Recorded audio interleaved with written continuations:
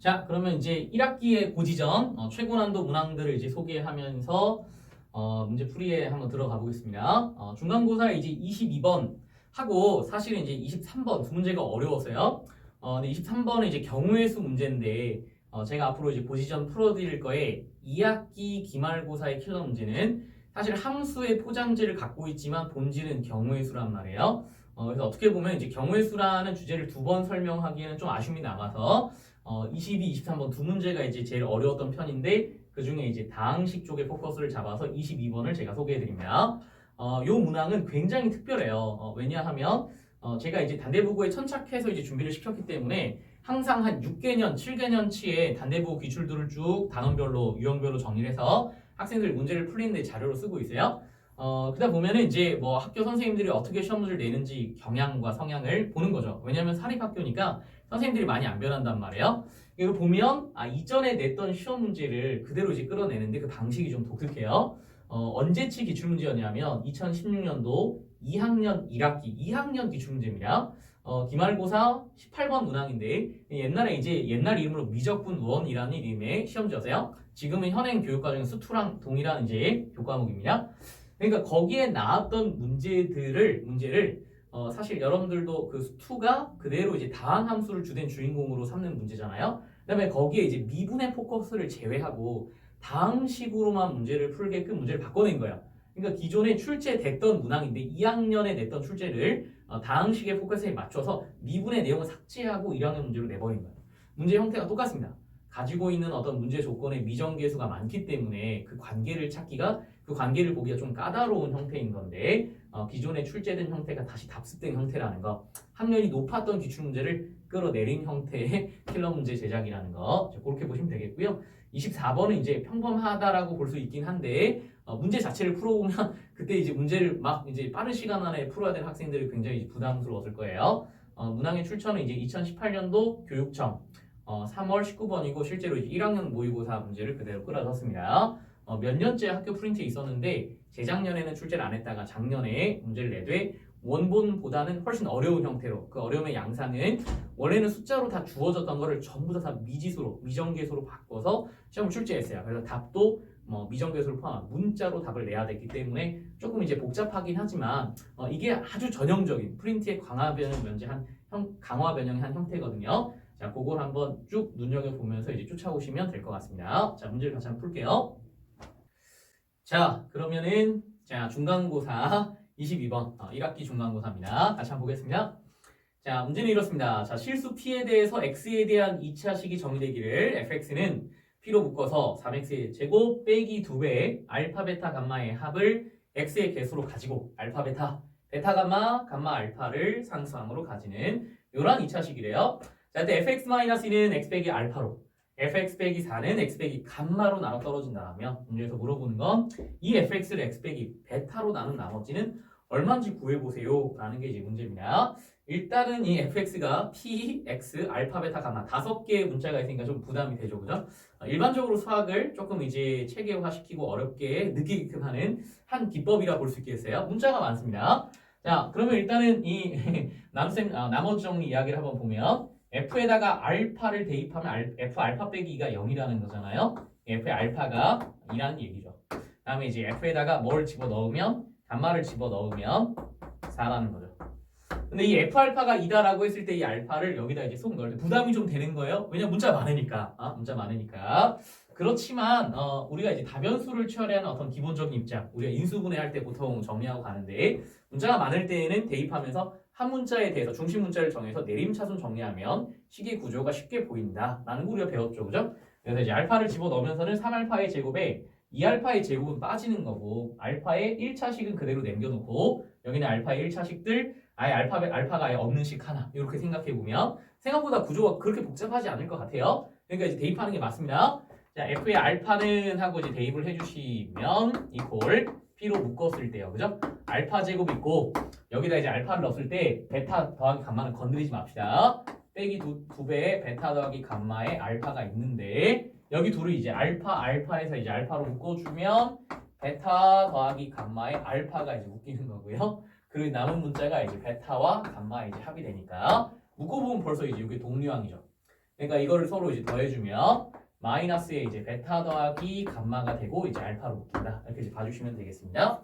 2차 식은 두근의 곱이 베타와 감마, 두근의 합이 베타와 감마의 합. 그러니까 이제 베타와 감마가 두근이라는 거예요. 인수분해 된다는 뜻입니다. 근데 정리하면 P에 알파 빼기 베타와 그죠? 여기에 알파 빼기 자 감마가 이퀄 얼마가 된다라고요?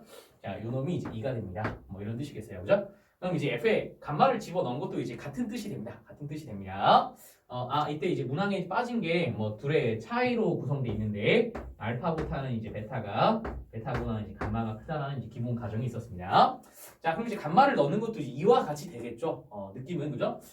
쌤 이게 애초에 이제 알파, 베타, 감마 중에 어떤 두 문자를 바꿔도 식이 보존되는 대칭식이니까 알파를 넣었을 때는 알파에서 다른 문자들을 빼고 p를 곱하는 게 된다. 이렇게 됐으니까 그죠?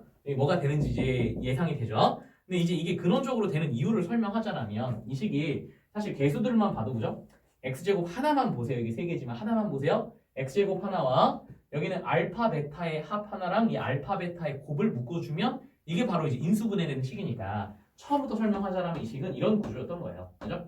x 빼기 알파와 x 빼기 베타의 곱이 하나 있고 x 빼기 베타와 x 빼기 감마의 곱이 하나 있고 그리고 x 빼기 감마와 x 빼기 알파까지의 이제 인수가 있는 이런 구조였던 거야. 이걸 이제 쭈르륵 정리한 게 이제 이 식이기 때문에 알파를 넣어주면 지워져. 그러니까 여기다 알파를 집어넣은 것만 살아남을 수밖에 이제 없었던 거죠, 그죠? 그걸 이제 그냥 모른 척 이제 대입하면서도 보여드렸고 식의 구조상 이제 저런 거니까 뭐 이거 이제 대입하는 거 어렵지 않겠죠, 그죠? 자, p에다가 감마에다가 뭘 빼주시고요. 자, 알파를 빼주시고 감마에다가 이제 베타를 빼준 게 4가 된다 이런 거예요. 그래서 이 둘을 서로 연립을 잘해서 이 둘을 이제 정보를 이용해서 물어보는 이제 발문은 뭐냐면 f를 x 빼기 베타로 f 베타는 얼마 이런 질문이죠, 그죠? 그래서 이제 땡땡 f의 베타는 하고 이제 표현해 보시면 같은 이유죠, 그죠? 베타 넣으면 베타 가진 항들은 다 지워지고 p에 베타 마이너스 알파와 베타 마이너스 감마가 궁금하다 이런 뜻이 되겠습니다. 요거 둘만을 이용해서 이제 보이지 않는 거예요. 조금 구조적으로는 이게 좀 쉽진 않은 게 이게 제가 얘기 드렸지만 6년 전에 2016년도에 미분 문제로서 이제 발생했던 문제였는데 그 당시에도 똑같이 이렇게는 구했는데 이걸 못 구해서 틀린 학생들이 굉장히 많았습니다. 그러니까 이제 문자가 이렇게 다변수로 주어져 있을 때 연립의 과정을 어떻게 촘촘하게 끌고 가느냐의 문제가 들어있는 거예요. 자, 그럼 한번 관찰해 봅시다. 아니 이 주어진 두 식의 어떤 공통점이라면 이제 인수가 p도 있고 게다가 여기 보면 알파 빼기 감마 그리고 여기 감마 빼기 알파는 사실 순서만 바꿔지 동일한 인수인 거죠, 그죠? 그러니까 공통인수가 많아. 그러니까 이제 이거 연립하면서 정보를 정리하려면 어떻게 정리할래? 라고 물어보면 사칙연산을 뭐 할 거냐의 문제죠, 그죠? 자, 근데 얘네 둘은 사실 이제 부호가 다르니까 얘네 둘을 부호를 바꾸면 이 녀석이 순서를 바꿔서 베타 빼기 감마니까 요거랑 들여다보면 베타가 같이 있는데, 그죠? 요걸 뒤집을 때 베타의 부호가 다르네? 그러니까 첫 번째 연립의 방향은 덧셈이면 좋겠다. 덧셈이면 더해줄 때의 방향이 뭐라고요? 베타가 소거될 거라는 방향성이 있다는 거죠. 베타가 소거될 거라는. 그래서 둘을 더해준 것을 이제 먼저 쓰겠습니다. 둘을 더해주면 땡땡. 자, 공통인수로 묶읍시다. p에 자 알파 빼기 감마를 공통인수로 묶을 거예요. 그럼 요놈은 알파 빼기 베타고 요놈 순서를 바꿔서 베타 빼기 감마를 요놈이랑 더하니까 알파 빼기 감마야. 아니 잠깐만. 그럼 이제 똑같은 인수가 이제 두 번 곱해지는 거니까 알파 빼기 감마가 제곱이 된다 이렇게 쓰면 되겠네요. 여기 제곱이고 여기 이제 둘을 더했으니까 6이다 이렇게 되는 겁니다. 심플한 정보예요. 끝까지 갑시다. 쌤 근데 이거랑 또 뭔 상관이에요? 별 상관이 없잖아요. 이렇게 생각하지 마시고요. 요거는 이제 알파와 감마의 차로 돼 있으니까 여기는 베타와 포함된 인수랑은 좀 무관해 보여, 그죠? 그렇지만 다시 한번 언제나 이제 연립해서 얻어낸 결과니까 나의 주어진 거는 3개로 확장이 됐습니다. 하나, 둘, 셋 그리고 얘사의 관계를 생각해봐 라고 이제 보시면 인수의 관점에서 그죠? 알파 빼기 감마가 이제 제곱인데 그게 실제로 여기 2개 있었습니다. 그리고 여기는 얘 알파 베타 차가 여기도 있고요. 감마 베타의 차가 여기도 있어요. 이쯤 되면 생각나는 게 있어야죠, 그죠? 연립의 방향이니까, 그죠? 두 번째로 연립할 때는 뭘 해주면 완벽하겠다? 곱해주면 완벽하겠다. 그잖아요. 이 두 식을 곱할 때 p제곱 얘네들 똑같은 거 곱하고 얘네들 곱한 게 결국 이것과 이것을 곱한 거랑 똑같잖아요. 그러니까 얘네들을 곱하면 얘를 이제 바로 사용해 먹을 수가 있고 요게 바로 나온다는 거. 괜찮죠? 괜찮죠? 자, 한번 가볼까요? 자, 곱셈합니다. 곱셈합니다. 자, 둘 곱하면 p제곱이 될 거예요. 다음 얘와 얘를 곱하면 부호가 다르니까 알파 빼기 감마의 제곱이라 쓰시고 부호를 마이너스 하나 꺼내면 되겠고요. 얘네들을 곱할 건데 얘 순서를 바꾸고 얘 순서를 바꾸면 똑같이 곱하게 되는 거 맞죠? 그죠? 그래서 이제 베타 빼기 알파 베타 빼기 감마라고 쓰시고 그게 2와 4를 곱했으니까 8이다 이렇게 써버리면 되겠습니다. 괜찮으세요? 자, 그러면 뭐 이제 끝났죠. 아니 이거 위에 있는 거 아니냐? 이거 위에 6이라 딱 대입하면 p는 하나 살아남겠죠, 그죠? 남아있는 건 p와 베타 마이너스 알파에 베타 마이너스 감마에 야 6을 집어넣었다가 6으로 나눠 빼기까지 나누는 거니까 나눠주면 이제 빼기 3분의 4가 됩니다. 이렇게 써주시면 이게 바로 이제 물어보는 녀석이 됩니다. 물어보는 녀석이 돼요. 그래서 이게 이제 정답이다라고 이제 끝내시면 되는데 궁금증을 가지셨으면 좋겠는 것은 이게 근데 미분 문제였다고 미분 원본은 뭐예요? 이게 궁금하잖아요. 네, 그것도 이제 보여드리고 혹시 제가 이거 연립할 때 이런 생각을 가진 학생들은 혹시 없었나요? 이랬으면 참 좋았을 텐데 선생님 저는 이게 연립하면서 문자를 소거해 나가야 원의가 원래 뜻이 잘 밝혀지니까 전 사실 나눗셈을 생각했어요. 이런 학생 없었어요 혹시? 나눗셈을 생각하면 p도 지워지고 이것도 서로 지워질 거 아니에요. 그러니까 남는 문자가 이제 많이 지워지니까 진짜 문자가 알파, 베타, 감마밖에 안 남아요. 그러니까 이게 좀 더 좋은 방식 아니냐라고 이제 질문하는 학생이 있을 수 있고 나눗셈을 통해서도 문제의 답을 낼 수가 있습니다. 그 과정도 제가 이제 보여드리면 좋겠으니까 조금만 더 와주세요. 이것의 원본이 어떤 미분 문제였는가? 이 원본을 이제 제가 복구해드리고 그리고 이제 두 번째 솔루션 만약에 주어진 두 식을 연립을 나눗셈으로 가져갔으면 또 어떻게 해서 문제를 푸는가 그런 부분들을 제가 보여드리겠습니다. 자, 복구 작업을 한다라고 하니까 뭔가 이제 역사 유물을 해석하는 사람이 된 듯한 느낌이 좀 듭니다. 자, 이 문항이 단대부고에서 6년 전에 그것도 이제 2학년 기출문제였다라는 부분들을 이제 보여드리려고 하는데요. 자, 일단은 좀 수투 공부 좀 해봤어요. 수투에 F의 도함수가 그죠? 미분한 함수가 뭔가 이제 이런 식으로 써 있으면 여러분들이 이게 잠깐만 이런 식으로 써 있으면 이거 적분한 식의 구조가 x세제곱 플러스 kx의 제곱 이런 꼴이 되니까 이게 이런 이 식의 구조만 보더라도 이거 딱 적분하고 싶다는 생각이 들죠, 그죠? 자, 한번 잘 따라가 보세요. 자, 복구하는 거는 이제 빨간색 한번 써볼까요? 여기 주어져 있는 이 f를 들여다보시면요, 이게 이제 개수가 딱 적분하기에 굉장히 좋은 식이에요, 적분하기에. 그래서 새로 정의한 함수를 하나 쓸까요? 라지 fx를 할게요. 라지 fx는 여기 주어져 있는 함수를 부정적분으로 이제 정의를 해버려서 함수를 이제 끌어올립니다. 자, 끌어올리면 잘 따라오세요. p라는 상수는 이제 바뀌진 않을 테니까 3x의 제곱을 적분하면 x세제곱이 되겠고요.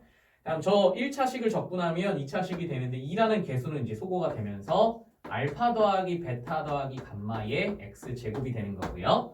다음 저기는 저놈한테다가 이제 x를 붙여주면 되니까 알파 베타 더하기 베타 감마의 이제 감마 알파의 x가 된다. 라고 이제 써주시면 되겠고요. 여기 적분 상수가 필요한데 딱 뭔가 느낌이 오는 게 있죠, 그죠? 이게 참 이 식의 구조가 참 맞다. 우리가 보통 이 자리를 세근의 합자리라 하잖아요. 그럼 최고차항의 그 차수가 2개 떨어진 거. 이게 바로 두근식 곱의 합이라 부르잖아요. 그대로 있잖아요, 그죠? 그러니까 이제 이런 생각 해줬으면 좋겠죠, 그죠? 알파 빼기 감마라고 일단 식을 쓰면서 종결을 하시고 적분 상수는 이렇게 있다. 적분 상수는 이제 이렇게 있다라고 이제 보시는 거예요. 그럼 이제 이거를 미분한 식이 바로 이제 이거구나라는 걸 우리는 이제 거꾸로 적분을 해보니까 이제 적분한 식의 구조가 너무 이제 예쁜 거죠, 그죠? 왜냐하면 이 주어진 물결진 식이 아직도 안 보이는 거 아니겠죠, 그죠? 아직도 안 보이는 거 아니겠죠, 그죠? 이 주어진 식이 바로 x 빼기 알파, x 빼기 베타, x 빼기 감마를 쭉 이제 나열한 거잖아. 이걸 쭉 다 배열하는 거잖아요, 그죠? 그래서 처음서부터 3개의 인수의 곱으로 돼 있었던 함수였는데 그걸 미분해준 식이 바로 이제 요 식이다라고 이제 보는데 맞는 관점인 거죠. 그러면은 이 문제 해석은 뭐였나? 문제 해석은 뭐였나? 이 소문자 f는 이 라지 f로 정의된 함수를 미분해야 얻는 거니까 라지 f로 저 조건, 이 조건을 이제 복구를 원래 원본의 복구로 가면 f 프라임 알파는 2가 된다. 이런 얘기가 되겠고요. 여기 주어진 식은 f 프라임 감마는 4가 된다. 이렇게 되겠고요. 문제에서 이제 물어보는 녀석은 뭐냐면 f 프라임 베타는 얼마인지 구하세요. 라고 쓰시면 이게 바로 이제 원본 문제였습니다. 이게 바로 원본 문제였어요. 이렇게 이제 2016년도에 이제 옛날엔 이름이 미적분원이라는 과목이었습니다. 그때 냈던 이제 동일한 어떤 문항을 이제 관점을 이제 다항식의 차수를 그냥 처음부터 도함수를 줌으로써 이제 다항식 문제인 것처럼 문제를 속인 거죠, 그죠? 그 이제 한 번 냈던 문제 재탕이다. 근데 아주 교묘하게 재탕했기 때문에 쌤처럼 이 내력을 아주 면밀하게 들어본 사람이 아니면 좀 보기 힘들었겠죠, 그죠? 이렇게 이제 시험 문제를 출제했다라는 거 봐주시면 좋겠고요. 그러면 제가 앞으로 이제 수업을 준비하면서도 이제 이런 부분들이 적극적으로 반영이 되게끔 일종의 이제 복고풍으로 돌아가는 거죠, 그죠? 이전에 나왔던 것을 약간 이제 현대적으로 재해서 굉장히 쌤이 이제 현학적으로 표현하긴 했는데 이런 류의 문제를 내왔기 때문에 저도 이제 2학년 기출문제들 중에서 다항식의 관점을 해석할 수 있는 부분들을 보면서 이렇게 내가 또 이렇게 좀 맞춰 잡아서 이제 훈련을 시키면 좋겠구나 그런 생각 갖고 있습니다. 자, 그럼 제가 복구해서 문제를 다시 쓰고요. 그 복구한 문제를 마치 수투 문제인 것처럼 주르륵 풀면서 아까 전에 연립의 방향을 바꿔도 다른 방식으로 풀 수 있다 그랬으니까 이제 그 관점도 이제 보여드리겠습니다. 흥미진진하죠? 자, 그러면 포장지가 완전 바뀐 동일한 문제를 보시겠습니다. 자, 원본 문제는 이전에 어땠냐면 자, 최고창 계수가 이제 P자리인 3차식 fx가 있대요. 자, 그래서 방정식을 세웠다라고 해서 이제 fx가 c가 되는 순간입니다. 뭐 다른 얘기로는 fx가 c라는 상수함수와 서로 다른 세 점에서 만나요. 뭐 이런 얘기가 되겠죠. 그 세 점은 알파, 베타, 감마고 알파, 베타, 감마는 크기 순서대로 배정이 돼 있더라. 그렇다면 f 프라임 알파가 2가 되고 f 프라임 감마가 4가 된다면 f 프라임 베타는 이제 얼마가 되느냐 뭐 이런 질문이에요. 근데 이게 이제 수투의 문항의 관점에서는 이 다항 함수를 그려볼 수 있으니까 그려보되 최고창 p 저게 이제 양수일지 음수일지 잘 모르겠어요. 근데 이제 음수는 아닐 것 같은 게 음수라 가정하고 이놈이 세근이 잡히게끔 이렇게 선을 딱 그어주면 요때 이제 근을 기점으로 이제 기울기를 알아볼 수 있잖아요. 여기 이제 여기서 이제 접선을 그어주면 여기서 접선을 그어주면 여기 접선을 그어주면 이제 서로 다른 세 접선이 나올 텐데 그 접선의 기울기 중에 두 개를 줬잖아요, 그죠? 두 개를 줬는데 그 두 개가 양수야. 그럼 이제 이런 그림이 이제 될 리가 없는 거죠, 그죠? 자, 이건 이제 당연히 안 된다라는 부분들을 이제 다시 한번 이제 강조해서 이제 알려드리는 거고요. 이 함수의 모양은 100% 이제 요겁니다. 100% 요거예요, 그죠? 그러니까 이렇게 잡혔는데 알파에서는 기울기가 좀 작고 감마에서 좀 크다라고 했으니까 이 상수함수를 약간 이제 높여주면 좋겠습니다. 높여주면 여기 만나는 세 지점들의 근들을 여기가 알파다. 여기가 이제 베타다. 여기가 이제 감마다. 이렇게 이제 잡아놓으면 되겠고요. 감마일 때 접선이 조금 제일 가파르고요. 알파는 그거보다는 좀 완만하게 이제 그림을 맞춰 잡아 나가는 거죠. 베타일 때는 예상해 보세요. 이제 이거는 접선의 기울기가 앞만 봐도 이제 음수가 되겠구나. 이건 어떤 음수값이 나오겠구나. 라고 지금 예상이 좀 됩니다. 자, 그러면 이제 뭐 다시 한번 강조차. 그러니까 f 프라임 알파에서 요 빨간색 접선의 기울기가 얼마라고요? 2가 되는 겁니다. 여기 감마에서의 이 빨간색 접선의 기울기가 4가 된다는 거예요. 그때 이 녀석, 이 베타에서의 기울기, 요게 얼마인지 궁금하다라는 게 이제 문제 질문입니다. 자, 이제 그림의 관점으로 이제 문제가 뭘 뜻하는지 이해가 되셨죠? 그러면 이제 요걸 가지고 식을 세워야 되겠네, 그죠? 요거. 야, 그러니까 방정식에 이렇게 CY 교점이니까 CY 차이 함수를 구하면 이것의 세 근이 x 빼기 알파, x 빼기 베타, x 빼기 감마라는 거 아니냐. 그때 최고차항 계수는 f가 p라 그랬으니까 p라 묶어주면 되겠지. 그럼 문제의 조건들 알파와 감마에서의 기울기가 주어져 있으니까 미분하는 거죠, 그죠? 그래서 f를 미분해 준 식이 자 고배 미분법에 의해서 이게 이제 x 빼기 이제 알파부터 그냥 쓸게요. x 빼기 알파, x 빼기 베타. 이제 하나씩 미분하는 거 맞죠, 그죠? x 빼기 베타와 x 빼기 이제 감마 그리고 이제 x 빼기 감마와 x 빼기 알파가 되더라라는 건 이제 잘 알려진 사실이겠죠, 그죠? 여기다 이제 알파를 넣고 감마를 넣어주면 식이 어떻게 되는지 한번 들여다봅시다.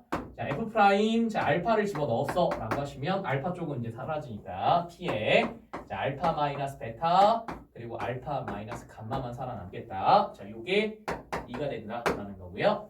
자, f 프라임 감마는 하고 집어넣으면 감마를 인수로 갖고 있는 건 다 지워지고 여기다 감마를 집어넣으면 p에 감마 빼기 알파 이제 감마 빼기 베타만 살아남은 게 이게 바로 4다 이런 얘기입니다. 자, 이거 두 개를 연립해서 이제 물어보는 거는 뭐라고요? F 프라임 베타. F 프라임 베타는 하고 이제 집어넣으면 베타 쪽은 다 사라지니까 P에 베타 마이너스 알파, 베타 마이너스 감마가 나한테 궁금해. 이렇게 이제 바꿔주시면 되겠습니다. 똑같은 문제가 돼버렸죠, 그죠? 똑같은 문제입니다. 완전 똑같은 문제예요. 자, 그러면 이제 이 둘의 연립의 방향 아까 전에는 덧셈 그리고 이제 곱셈을 이용해서 이제 간단하게 답을 냈다라면 나눗셈으로 생각한 것도 방향성이 굉장히 좋다라는 거죠, 그죠? 나눗셈으로 갔을 때는 어떻게 푸는가 한번 두식을 이제 나눠보고 이제 해제를 해드리겠습니다. 자, 두식을 나눠주시면 그러니까 이제 요건 사라지고 P도 사라지고 이렇게 되겠죠, 그죠? 그럼 남는 식은 이제 이렇게 될 겁니다. 감마 빼기 베타에다가 자 뭐를 알파 빼기 베타를 나눠주면 이 둘은 서로 나눠줄 때 이제 부호가 서로 반대가 될 테니까 오른쪽에서 빼기 2분의 1이다 이렇게 이제 쓰면 되겠죠. 그럼 이거 굉장히 심플하게 나왔는데 이게 무슨 뜻이냐라는 거예요. 무슨 뜻이냐면 이 알파 베타 감마는 이제 대소관계가 정해져 있고 순서대로 이렇게니까 분명히 이걸 실수축에 나타냈을 때 얘네들의 관계가 있다는 거죠. 그 관계를 뭐 가운데 있는 베타의 입장에서 얘기하면 야, 이 베타는 알파 베타 사이에 끼어 있어 라는 거니까 아마 이 관계는 서로 떨어진 어떤 거리의 비율에 대한 얘기가 아닐까 그렇게 생각하셔야 돼요, 그죠? 그러니까 정리해서 뭐 알파로 하든 감마로 하든 베타로 하든 아무 상관없습니다. 알파로 하면 알파가 베타 감마를 몇 대 몇 외분했는지 감마를 기준으로 서술하면 이 주어진 식은 알파 베타를 몇 대 몇 외분했는지 베타를 기준으로 서술하면 알파 감마를 몇 대 몇 내분했는지를 보여줄 거 아니야. 그러니까 요거는 이제 각각을 서로 이제 분점 개념으로 봤을 때 몇 대 몇 내분한 건지 그 거리의 비에 대한 얘기를 게 확실합니다. 2를 곱해주면 2알파 빼기 2베타가 되는 거잖아. 여기는 이제 빼기 감마에 더하기 베타가 되겠습니다. 베타에 대해서 서술하려고 합니다. 베타에 대해서 넘겨주시고 나눠주시면 그러므로 이제 베타는 하고 서술해 보시면 3분의 2알파 더하기 감마라는 것을 이제 알 수가 있어요. 그러니까 알파와 감마를 순서대로 봤을 때 몇 대 몇? 1대2, 1대2 내분한 점이 바로 베타입니다. 라고 서술하시면 되겠어요. 그림에서도 그렇게 보이죠, 그죠? 여기는 요 가운데를 우리가 변곡점이라 부를 텐데 그거보다 이제 살짝 위에 있으니까 얘네들은 좀 가깝고 이제 베타는 머네요. 근데 이걸 여기다 이제 써보면 요게 우리가 이제 뭐 공차 뭐 이런 개념을 할 때 이제 D라 많이 표현하잖아요. 이게 D면 이게 2D다. 그래서 알파 감마를 1대2로 내분한 게 이제 베타다 이렇게 생각하시면 되겠습니다. 그럼 이제 이 식의 뜻이 이제 이렇게 되는 거죠. 알파에서 베타를 뺀 게 뭐라고? 빼기 D라는 거야. 알파에서 감마를 뺀 건 뭐라? 빼기 3D라는 거야. 그러니까 곱해보면 이런 뜻이 됩니다. 3PD 제곱이 이퀄 2가 됩니다. 그건 이제 사실 어디서도 마찬가지로 나와야 되냐면 여기서도 이제 마찬가지로 나올 겁니다. 보세요. 알파에서 다시 감마에서 알파를 뺀다고 그게 이제 3D 이렇게 되는 거죠. 감마에서 베타를 뺀다고 감마에서 베타를 빼면 2D 이렇게 되는 거잖아요. 그죠? 다시 한번 정리. 똑같은 식인 거 맞죠? 그죠? 이거 정리해주면 이거랑 완전 똑같은 식이 맞습니다. 그래서 이제 누구를 정리하든지 간에 PD 제곱이 3분의 2라는 사실을 이제 알려주고 있다라는 것을 이제 볼 수가 있습니다. 됐죠? 그래서 문제에서 물어보는 거는 야, 이 간격 알았어. 알파, 베타, 감마끼리의 간격 알았어. 베타에서 알파 빼주면 D가 되는 거죠. 그죠? 그래서 PD에 다음 베타에서 감마를 이거에서 이거 빼면 부가 마이너스네. 마이너스 2D가 되니까 이제 물어보는 거 이제 이렇게 되겠습니다. 그래서 PD 제곱 값이 3분의 2였으니까 3분의 1을 여기다 이제 집어넣어주면 빼기 3분의 4가 돼 라고 이제 답을 내주시면 아까 전에 풀었던 답이랑 이제 동일한 답이 나오는 거예요. 그래서 우리는 어떤 문자들을 서로 연립해서 답을 내가는 과정에서 나의 어떤 논리적인 어떤 방향성이 정확하면, 그죠? 연립의 방향성은 문자를 소거해 나가면서 이제 문자를 단순화하면서 이제 그 조건을 간단히 보는 거니까요. 나눗셈도 굉장히 좋은 방식이었을 텐데 나눠주고 뭔 뜻인지 이제 해석을 못하면 안 되고 요거 이제 실수인 알파, 베타, 감마의 어떤 거리의 비율에 대한 얘기를 이제 일러주더라라고 생각하면 나눠서도 문제를 풀 수 있습니다. 재탕인데 이걸 누가 재탕이라고 알고 문제를 풀었을까요? 제가 이제 해제를 해드리는 부분들 잘 한번 봐주시고 같은 선생님의 솜씨일까요? 뭐 이제 추측해보건데 그럴 가능성도 좀 있겠죠, 그죠? 이렇게 이제 학교에서 어려운 문제들을 출제하고 있구나라고 생각해주시고 2학기도 한 번 더 수투 문제를 끌어내려서 킬러 문제를 만든 게 있어요. 자, 그거 소개할 때도 재밌게 봐주시면 좋겠습니다. 원본, 복구 문제 풀이 이렇게 좀 관점을 나눠서 해줄 테니까 이거 이제 기하적인 관점이 잘 눈에 보이셨을 거라 생각이 들어요. 재밌나요? 자, 그러면 이제 1학기 기말고사 문항도 한번 가봅시다. 자, 24번이니까 이제 해당 시험지에서 이제 마지막 문제였고요. 원본 문항은 이제 2018년도 3월 교육청 문항이었고 19번 문제였습니다. 문항의 변호가 이제 19번이면 이제 그렇게 어려운 문제가 아니라 좀 기본적인 문항들 중에 하나였는데 그걸 이제 프린트에도 넣었어요. 제가 이제 1학년을 지도했던 재작년이나 작년 다 이제 프린트에 들어있었고 그걸 이제 그대로 이제 반영한 케이스인데 뭔가를 좀 강화해서 이제 변형했습니다. 자, 뭘 강화했냐면 문제 전체 구조에서 어떤 내분점을 주는 방식의 이 내분점이 원래는 구체적인 상수였어요. 그런데 문자로 바꿔버립니다. 그래서 이 문자를 감당하면서 문제를 전반적으로 풀어내고 답마저도 그죠? 답마저도 이 MN을 이용해서 풀어봐라 라고 했으니까 미지수화라고 하면 좋을까요? 문제를 만드는 방식이 미지수화라고 생각하면 되겠고요. 이게 미지수가 이제 많아지게 돼서 미지를 감당하면서 문제를 풀어나가는 게 어찌 보면 아까 전에 풀었던 문제도 마찬가지였죠, 그죠? 다항식 문제였는데 주된 변수인 x 외에도 알파, 베타, 감마의 p까지 문제가 굉장히 많았죠, 그죠?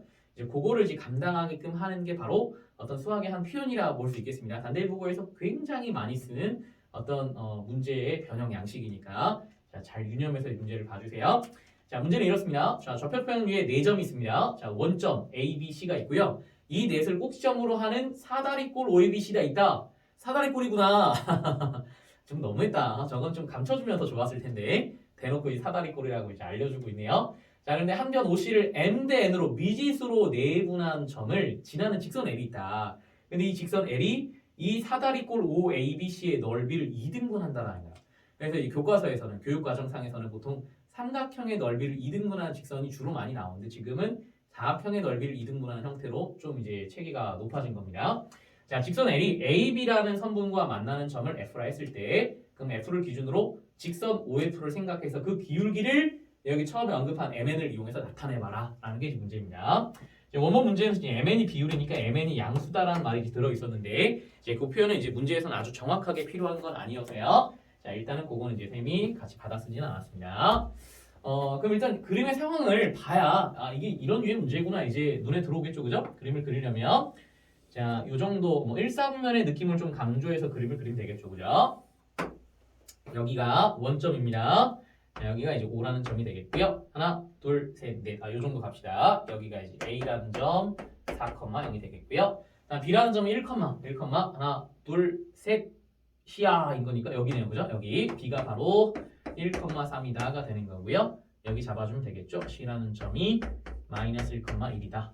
그러니까 얘네들을 연결해주면 이 녀석의 기울기가 마이너스 1이고요. 쭉 가다가 여기 이 녀석의 기울기도 이제 마이너스 1일 테니까 이 둘이 서로 이제 평행한 사다리꼴이다라고 보면 되고요. 이제 BC까지 연결해 보십시다. 그런데 이 OC를 M 대 N으로 내분하는 점이 있더라. 근데 그 MN이 뭔지 모르니까 대강 그리겠습니다. 여기가 M에 해당하는 비율이고 여기가 이제 N에 해당하는 비율이다라고 했을 때 요 점을 지나가는 직선이 뭐 이렇게 이제 그리면 되겠죠, 그죠? 이 직선이 이 사다리꼴의 넓이를 2등분하더라. 그럼 그때 만나는 점 F가 생기지 않느냐? 그럼 그 F를 원점에서 바라봐라. 그때 이 점선으로 표현한 이 OF라는 녀석의 기울기를 MN으로 표현해봐라 라는 게 이제 문제인 거죠.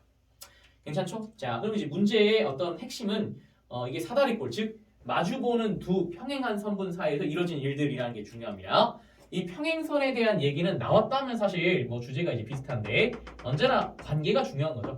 아니 두 평행한 직선 사이의 관계라고 그 관계란 핵심이 평행선 사이의 거리라는 컨셉이 있는 거죠, 그죠? 이 거리가 항상 일정하더라. 어디서 재더라도 일정하더라. 이게 이제 H다라고 쓰게 되는 이유는 전체도 사다리꼴이요. 잘라준 두 도형도 평행한 두 변을 갖고 있기 때문에 무조건 사다리꼴이죠. 그러니까 이 내 눈에 보이는 세 종류의 사다리꼴이 전부 다 동일한 높이 H를 공유하고 있어요. 이런 생각입니다. 그럼 우리가 문제를 풀 때 결국 사다리꼴 넓이 둘이 똑같아를 풀 건데 그럼 이런 거잖아요, 그죠? 여기 파란색으로 진하게 표시하겠습니다. 요 변과 요 변을 서로 더해서 요 변과 요변을 더해서 높이를 곱하고 2로 나눠준 사다리꼴과 빨간색으로 가겠습니다. 요변과 요변을 더해서 다시 요변과 요변을 더해서 저 h를 이제 곱해주고 2로 나눠준 사다리꼴 넓이가 똑같아. 근데 이제 저 h가 공통이니까 하고 싶은 얘기 뭔지 알겠죠, 그죠? 이것과 이걸 더한 게 이것과 이거랑 더한 게 똑같아. 라고 이제 문제를 접근하시고 풀어주면 되겠다라는 거죠. 이게 굉장히 심플하죠, 그죠? 다만 우리가 이제 구해야 될 것은 여기는 mn이 주어진 상수니까 알려진 비율이니까 요거랑 요게 이제 어떤 관계냐, 요 두 길이가 얼마냐, 이 둘의 비율이 얼마냐, 이거를 구하는 게 문제 핵심이겠습니다. 전혀 모르니까 지금 이제 xy라고 이제 미지수로 잡아주면 좋겠고요. 이 xy는 이제 구하려면 정보가 두 개 필요합니다. 그런데 첫 번째, 자, 주어진 OC의 좌표를 생각하면 이 길이가 이제 루트이거든요. 루트인 거 아는데 어차피 이거 실제 길이를 구하는 게 중요한 게 아니니까 L이라 하겠습니다. 마주보는 평행한 AB 같은 경우는 3루트이기 때문에 이렇게 AB의 길이를 3L이라 쓰면 괜찮겠죠, 그죠? 그러니까 처음부터 이제 XY 관계식은 뭐냐면 하나는 이미 알았다. XY 합은 3L이라는 사실을 이제 알고 시작하니까 두 번째 관계식을 얘와 얘를 더한 게 얘와 얘를 더한 거랑 똑같은 사실에서 식을 뽑아낸 거다. 뭐 이런 문제가 되겠어요. 굉장히 쉽죠, 그죠? 요 길이는 이 길이를 전체를 L이라 했을 때, 그죠? L에 얼마에 해당하는 비율이라고요? L의 전체 비율 m 더하기 n에 해당하는 비율, 그죠? 그거랑 누구를 더해주시면 x를 더해주시면 이라고 쓰면 되겠고요. L의 전체 비율인 m 더하기 n에 m에 해당하는 비율에 y를 더한 게 서로 똑같습니다. 인 거고요. 보기 좋게 이제 x와 y의 차이를 써보겠습니다. x와 y의 차이는 이렇게 기술되더라. m 더하기 n에 m 마이너스 n 곱하기 l이더라. 이렇게 써주시면 이미 이제 다 끝나는 거죠, 그죠? 끝난 겁니다. 이 둘을 더해서 x, 둘을 빼서 이제 y를 얻으시면 된다는 거니까요. 자, 둘을 더해서 이제 2로 나눠서 이제 x를 구해 보겠습니다. x는 자 2배의 m 더하기 n이 될 거다.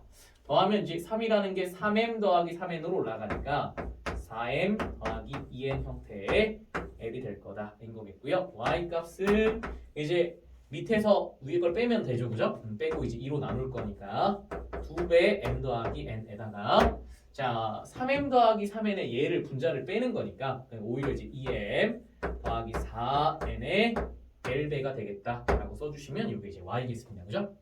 뭐 이로 약분하면 이제 뭐 다 알겠는데 이제 중요한 건 xy 길이를 뭐 직접 아는 것보다 더 중요한 건 이 f점의 좌표를 구해야 OF의 기울기를 구하는 거니까요. f점의 좌표를 알려면 xy b만 있으면 되겠습니다. b만. 그래서 비율이니까 이제 쌤 분모는 똑같으니까 l도 똑같으니까 다 지우면 분자의 비율, 그죠? 간단히 표현했을 때 2m 더하기 n일 때, 그죠? x가 이만큼의 길이의 비율일 때 y는 m 더하기 2n의 비율을 차지하더라 라고 이제 비율을 생각하면 되니까 이 네모친 두 비율로 b와 a를 내분시켜주면 그게 바로 이제 f라는 점의 좌표다 라고 쓰면 되겠습니다. 자, 갑시다. f는 자, 두 비율을 더해주세요. 더해주시면 3m 더하기 3n에 자, 이 비율과 멀리 있는 x좌표 4를 곱하면 8m 더하기 4n이 하나 있을 거고요. 자, 이 비율과 멀리 있는 요 1을 곱해주면 m과 2n이 되겠죠. 자, 요것만. 자, 비율 더하면 3m 더하기 3n이 되는 건 이제 동일합니다. 자, 그거에다가 이 녀석과 y좌표를 곱해줘 라고 하니까 3m 더하기 이제 6n이 되겠고요. 요 놈과 요 y좌표 0을 곱해주면 이제 아무것도 이제 얻을 게 없죠. 이렇게 하면 이제 f의 좌표를 표현했고요. 이것을 원점에서 바라본 기울기라는 거니까 x의 증가량 분의 y의 증가량. 그러니까 요거랑 요걸 서로 나눠줘 하면 답이겠습니다. 근데 분모끼리도 똑같으니까 또 지워지겠죠, 그죠? 그래서 요거 분의 요거 이렇게 쓰면 되니까 최종 답안을 한번 써볼까요? 최종 답안은 9m 더하기 6n이네요, 그죠? 그거 분의 이 녀석의 분자가 자 3m 더하기 이제 6n이라고 써져 있네요, 그죠? 그래서 보기 좋게 3으로 나눠주면 최종 답안은 3m 더하기 2n 분의 m 더하기 2n이에요 라고 정리를 해주시면 이게 이제 답이 되겠습니다. 괜찮겠죠, 그죠? 어렵지 않네요. 어렵지 않습니다. 그것이 우리가 얻어야 할 결론입니다. 결국 그 당의 시험에서 시험을 이제 굉장히 긴박한 그 짧은 시간 내에 풀어 나갈 때는 이제 많이 틀리는 문제지만 또 조곤조곤 시간이 지나서 들여다보고 한번 이제 해제를 해보면 그렇게 이제 어렵지는 않은 문제예요. 다만 뭘 준비해야 되는지 방향성을 한번 재확인하는 게 필요하겠죠, 그죠? 주어진 어떤 상수의 정보를 문자화해서 좀 문제를 고난도로 많이 만든다 이렇게 생각하고 문제는 뭐 전반적으로 이제 쉬운 구조라는 거 그렇게 생각하시고 다시 볼 때는 편안하게 풀 수 있게끔 정리를 해두시면 좋겠습니다. 자, 벌써 1학기 두 이제 주요 문항들 한번 봤는데 안 어렵죠? 그렇게 생각했으면 좋겠습니다. 우리 이제 고지 점령했어요. 내려가면서 이제 그거보다 쉬운 문항들을 이제 더 편안하게 이제 풀어봅시다.